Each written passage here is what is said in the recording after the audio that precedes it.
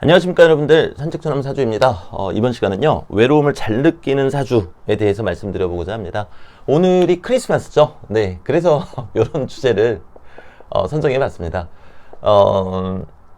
그쵸, 이 크리스마스 그러면은 뭐 밖에서 나가야 되고 밖에 나가서 이제 소중한 사람들과 함께 있어야 되는 이제 그런 분위기가 있잖아요. 근데 모든 사람들이 그렇진 않단 말이에요. 저 같은 경우도 일감이 너무 많아서요, 휴일 같은 경우에는 집 밖으로 나가는 거는커녕 한 발자국도 움직이기가 어려운 상황입니다. 네. 근데 누구는 그걸 자연스럽게 받아들이지만 누구는 나는 왜 지금 만날 사람이 없을까, 외롭다 라는 걸 느끼실 거 아니에요. 그래서 유독 외로움을 잘 느끼는 사주는 어떤 경우가 그런지 그 부분에 대해서 좀 말씀드려보고자 합니다. 이 외로움과 고독함이라고 한다면요, 오행 중에서 수오행입니다. 이 수오행은 겨울을 뜻하잖아요. 네. 겨울은 우리가 너무 추우니까 뭐 농업사회다, 농업시대다 그러면은 집 밖으로 나가지를 못해요. 너무 춥거든요. 네. 그러다 보니까 혼자 있어야 되고, 그러다 보니까 고립을 뜻하기도 합니다. 즉, 이 겨울 기운, 물 기운은 고립성. 그래서 실제로 이 수기운을 강하게 쓰시는 분들은 꿈을 꾸실 때에도 어디에 갇히는 꿈을 많이 꾸시게 됩니다. 네. 그게 이제 고립성이기 때문에 그렇거든요. 자, 그러면 벌써 한 가지가 나왔죠. 겨울에 태어나신 분들, 추울 때 태어났다, 그냥 해자축 월에 태어났다, 이게 아니고요. 그냥 내가 추울 때 태어났다, 인월이라 할지라도 추울 때 태어났다 그러면은 기본적인 외로움을 가지고 있다, 이렇게 생각하시면 좋으시겠어요. 자, 그러면 시간으로 따지면은, 계절이 아니라 시간으로 따지면 해자축 시가 밤 시간이죠. 때문에 겨울생이면서 밤에 출생했다. 이것도 마찬가지입니다. 그냥 해자축만 따지지 마시고요, 쌀쌀한 시간, 추운 시간에 출생했다, 기본적인 외로움을 가지고 있다, 이렇게 보시면 되세요. 자, 그러면 뭐 자월생이나 추월생 같은 경우는 이 계절에 태어났다는 이유만으로 기본적인 외로움을 가지고 있구나, 이렇게 생각해 보실 수가 있겠습니다. 그래서 자월생이나 추월생 같은 경우에는 자꾸 밖에 나가고 싶어 하고, 그리고 누군가를 자꾸 만나고 싶어 하고, 이제 그런 기운이 있는 거겠죠. 자, 그런데 이 경우만 그런 게 아닙니다. 거꾸로 내 사주가 너무 뜨거워서 차가운 성질, 수기운을 내가 지향하는 경우, 계속 그거를 끌어올 수밖에 없는 경우도 외로움을 잘 느낍니다. 근데 명리적으로 해석하면 좀 아이러니하죠. 외로워하는 성질을 내가 내 무의식에 끌어당긴다라는 얘기가 되니까요. 그렇다면 이제 여름에 태어나신 분들,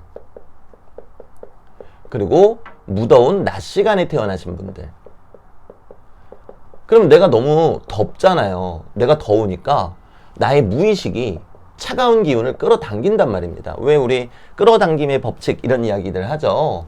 수기운이 차가운 성질이기 때문에 나의 무의식이 이 수기운을 끌어당기게 돼요. 자, 근데 아이러니하게도 외로움, 고독함을 느끼는 성질을 끌어당기는 것이 되어버립니다. 네.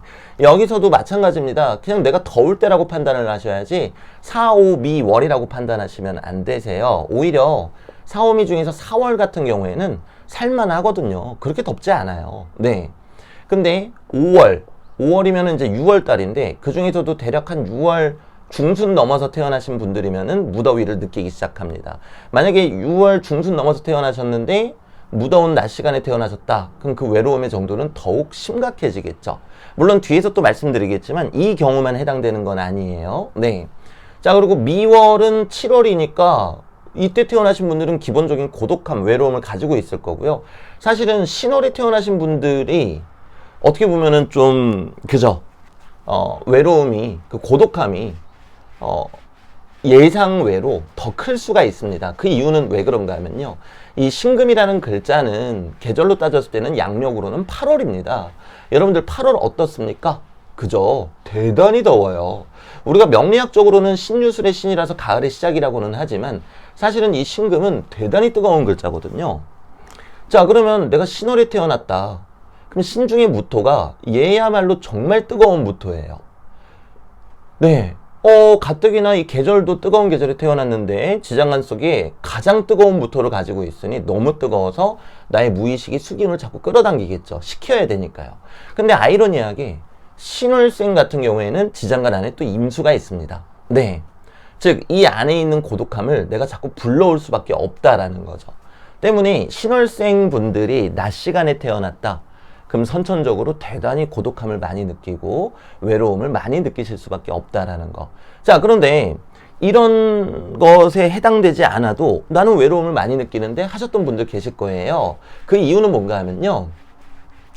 우리가 그냥 계절적, 시간적으로만 볼 게 아니라 내가 뜨거운 글자를 얼마나 많이 가지고 있는가도 판단해 보셔야 돼요. 만약에 여러분들이 천간에 정화, 뜨겁죠? 무토, 대단히 뜨겁습니다. 이런 글자들을 가지고 계시다면 너무 뜨겁기 때문에 외로움을 뜻하는 수기운을, 수오행을 나의 무의식에 끌어오게 되고 그럼 또 외로움을 느낄 수밖에 없습니다. 자, 그리고 지지에는 방금 전에 설명드렸다시피 뜨거운 글자들, 오화, 미토 이런 것들이 있으면은 그리고 신금 이런 것들이 있으면 기본적으로 고독함, 외로움을 느끼게 될 수밖에 없다라는 거죠. 자, 그러면 종합을 한번 해보겠습니다. 일단 첫 번째 물기운이 많으신 분들, 그리고 겨울 밤에 태어나시거나 겨울생이신 분들. 자, 그다음에 두 번째 오히려 열기운이 대단히 강하신 분들, 또는 여름에 태어나셨거나 여름 낮 시간에 태어나신 분들, 그리고 신월에 대한 그 특이성도 말씀을 드렸고요. 네, 그럼 이제 이런 분들이 기본적인 외로움을 장착하고 있거나 또는 무의식적으로 외로움을 끌어당긴다라는 뜻입니다. 자, 근데 여기에 반전이 하나가 있죠. 아마 제 영상 지금까지 보시면서 느끼시는 분들도 계셨을 거예요. 우리 인간은요, 모두 다 외롭습니다. 우리는요, 모두 다 외로워요. 어떻게 보면은 외롭지 않으려고 아둥바둥 거리는 게 우리네의 인생일지도 모르겠습니다. 물론 제가 앞서 설명드린 그 두 가지 케이스가 정도의 차이라는 게 있기 때문에 더 큰 외로움을 느끼겠죠. 하지만 여기에 해당 사항이 없다라도요, 우리는요 모두 다 외롭습니다. 자, 그러면요, 이 수기운이 우리가 고독하고 외로우라고 오는 것인가, 농경사회에서 이 겨울이라는 기운이 우리가 고독하고 외롭고 슬프라고 오는 것인가 라고 물으신다면 단호하게 그것은 아니다 라고 말씀드릴 수 있습니다. 제 예전 영상들을 보시면은 여기에 대한 설명이 많이 있는데요, 겨울이 오는 이유는요, 하늘에 물음을 던지기 위해서 오는 것입니다. 그리고 이 하늘에 물음을 던진다라는 거는요, 나에게 물음을 던진다는 의미도 되겠고요, 지금까지의 나를 돌아본다는 의미를 가지고 있습니다.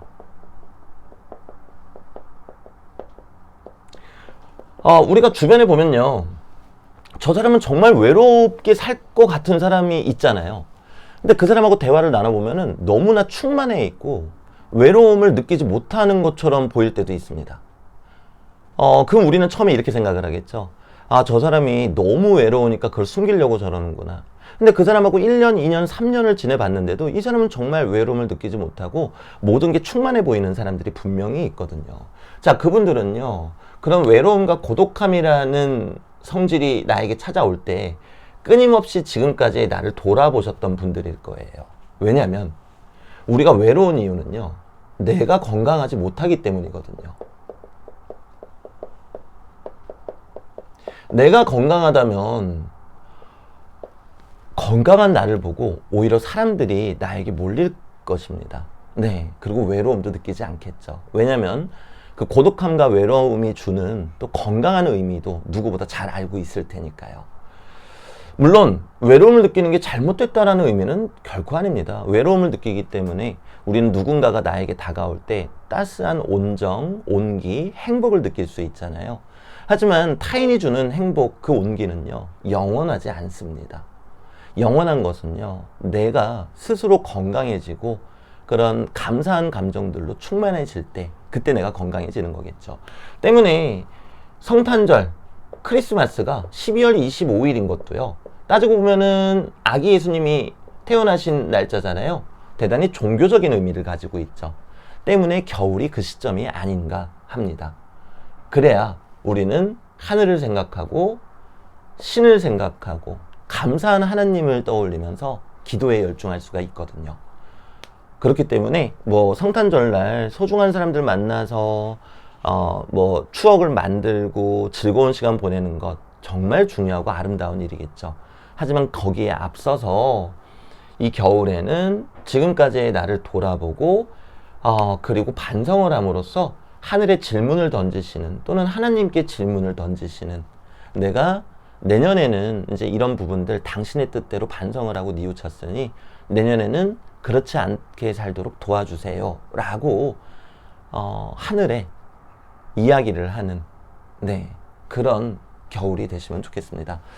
저는 평생 학원 강사 생활을 하다 보니까요, 그 휴일이라는 게 없었어요. 그래서 이 성탄절에 대한 뭐랄까요, 그런 로망이 전혀 없습니다. 네, 정말 1도 없었어요.